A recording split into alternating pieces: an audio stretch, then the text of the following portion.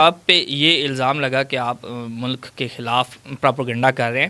میں نے جو آپ کی پرانی زندگی دیکھی، جو چیزیں سچ کی، فلسطین کے مسلمانوں کے حق میں آپ بولے، کشمیر کے مسلمانوں کے حق میں آپ بولے، حالانکہ آپ سکھ ہیں اور آپ مسلمانوں کے حق میں بول رہے ہیں، اور پاکستان کے خلاف آپ پہ اس طرح کے مقدمات چل رہے ہیں. اس چیز کو جو باقی انٹرنیشنل میڈیا وہ بھی کور کر رہا ہے. آج میں ایک خبر سن رہا تھا، اس میں باقاعدہ طور پہ آپ کو لے کے اور پاکستان کے قانون کو لے کے بات کی جا رہی تھی. دیکھیں، آپ دیکھیں نا کہ اس سے اور کیا ہو سکتا ہے شرم کی بات کہ میں نے غزہ کی بات کی تو مجھ پر کہا گیا کہ آپ پہ مقدمہ درج کریں گے. ڈی چوک میں مجھے پولیس نے کہا. اچھا، پھر میں نے جب اس سے پہلے جو ہے کچھ اور باتیں کی تو مجھے آپ کے مسلمان صحافیوں نے کہا کہ غزہ کے لیے آواز مت اٹھایا کریں، آپ پہ امریکہ پابندی لگا دے گا. تو میں نے کہا لگا دے. میں تو آپ کا تو یوٹیوب چینل بھی بند ہو گیا تھا نا. میرے 3 یوٹیوب چینل بن گئے. آج کل ایک یوٹیوب چینل کھڑا کرنا آسان کام ہوتا ہے، لیکن میں نے 3 چینل اڑا دیے. کس وجہ سے اڑا دی؟ کہ میں مظلوم کی آواز بنتا ہوں. تو میں تو ظالم کے خلاف ہوں. آواز چاہے وہ کشمیر پہ ظلم ہو رہا ہو یا غزہ پہ ہو رہا ہو، تو میں جب ان کے لیے آواز بلند کرتا ہوں تو مجھے سمجھ نہیں آتی کہ میں کس سے بغاوت کر رہا ہوں. کیا میں ریاست سے یہ بغاوت ہوتی کہ مظلوم کے لیے آواز اٹھانا؟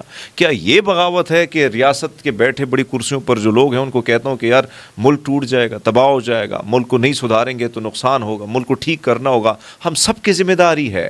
تو کیا یہ گناہ کبیرہ ہے جو میں نے کر دیا؟ اور میں جو ہے غدار بھی ہو گیا ہوں، میں ملک کا باغی بھی ہو گیا ہوں، لیکن میرے لیے اب یہ ایک تمغہ ہے. میں سمجھتا ہوں کہ آج کل کے اس دور میں باغی اور غدار کا یہ تمغہ جو مجھے ملا ہے، تو یقیناً آج دنیا رسپیکٹ کرتی اس بات پہ کہ بھئی صاحب ہاں چلو حق اور سچ کی راہ پہ جو چلتا ہے اس کو باغی اور جو ہے غدار بول دیا جاتا ہے. ریاست اس پہ الزام لگا لیتی، تو مجھ پہ بھی لگا دیا گیا. بہرحال میں اس قسم کی بھونڈی حرکتوں سے اور نہ اس قسم کی پابندی اور نہ سے جو گلا گھونڈنے کی بات کی جائے، میں ڈرنے والا نہیں ہوں. اگر ڈرتا تو یہ چنتا نہ یہ راستہ نہ چنتا اور نہ اس طرح ڈٹ کے کھڑا ہوتا. آج بھی مجھ پہ مقدمے، میں سب مقدمے لڑکے ادھر ہی بیٹھا ہوں گا. اور اگر کوئی کہتا ہے ماضی میں لوگوں نے مجھ پہ الزام لگایا کہ پاکستان سے بھاگنے کی سازش کر رہے، بھائی صاحب میں بیٹھا ادھر ہی ہوں. میرا گھر یہی ہے، میرا ملک یہی ہے، میری ریاست یہی ہے، میری سرزمین یہی، میری ماں بولی، میرا بابا جی کی دھرتی یہی ہے. تو میں کہاں جاؤں گا؟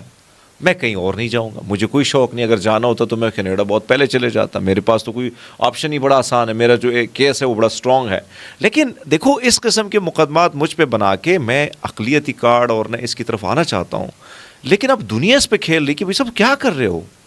ایک بندہ، ایک دبی کمیونٹی سے نکلا ہوا بندہ جو اسٹیٹ کی بات کرتا ہے، ریاست کی بات کرتا ہے، ملک کی پازیٹیوٹی کی بات کرتا ہے، آپ اس کو بھی نہیں بخش رہے ہو. تو انٹرنیشنلی آپ نے خود کہا کہ کئی نیوز چینلوں میں ابھی یہی بات آ رہی، ہر چینل میں دیکھ رہا ہوں، دنیا کی بڑی بڑی اخباروں میں میرے اوپر یہ چیزیں چھپی ہوئی ہیں. تو اس سے تو مجھے تکلیف ہو رہی ہے.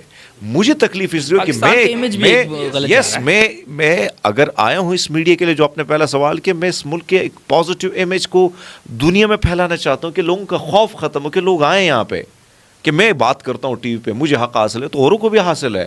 تو آپ جا کے اس قسم کی بھونڈی حرکتیں کرتے ہیں جس سے انٹرنیشنل امیج جو ہے وہ تباہ ہو جاتا ہے.